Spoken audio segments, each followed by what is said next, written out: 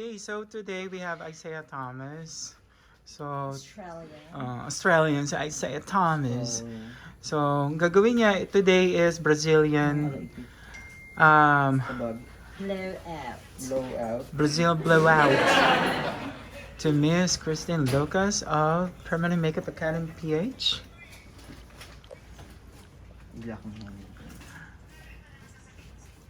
Yan. Siyempre, usong coronavirus, kailangan nakamask.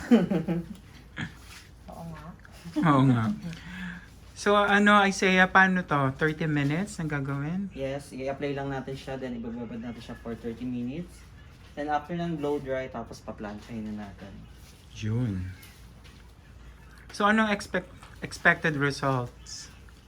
Magiging malambot siya, then meron siyang straightening effect. Straightening effect? Oh, Yes. okay. Mga 20 to 30%. Straight siya. Yes. Okay. Pero, kailan mo pwedeng gawin ang Brazilian blowout? Kailangan color treated yung hair mo? Or kahit Mas maganda natural? siyang gawin pagkatapos ng mga straightening o kaya hair color. Tapos pwede siyang gawin siguro kahit mga twice a month. Oh. So you do this home service talaga? Or ano? Paano Yes, ba? home service ng talaga. Pang VIP lang yan si Yeah. Isiah Thomas. Yun, Estrella. Okay. So mga mangyayamanin. Yes. Pero ako, ano lang, ex-deal. Yun o.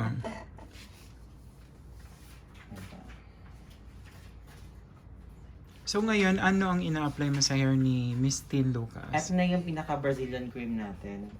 O yung pinaka-Brazilian. From who? From who? Bakit? Si Jara nakuha ng video. Hindi kasi nag-stress tabs. Bakit tinawag na Brazilian blowout? Okay.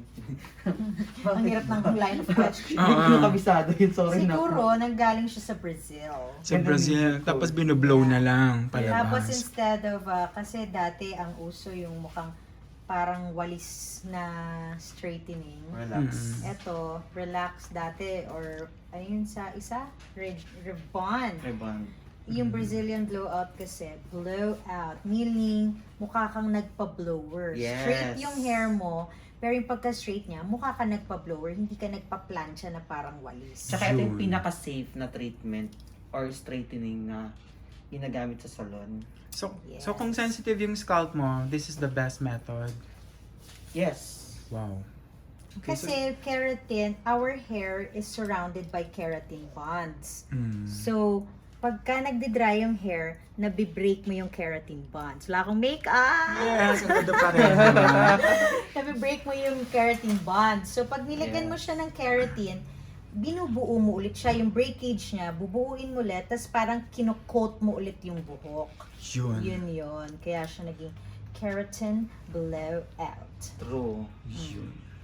Studious. Galing. Skillful. Yes. So, pwede pa tayo mag-talk show dito no? Diba? Ah. Talk show. Beauty talk show. Beauty talk show. Web series. Yeah. Webinar 001. Yes. With Isiah Thomas. Australia. Yes. At your service. Ano yan? Jollibee yan, di ba? Ay, di ba diet tayo sa Jollibee ngayon? Oo nga. Bawal muna ang Jollibee. Bawal Nagpapapayat ang ako. Jollibee ngayon.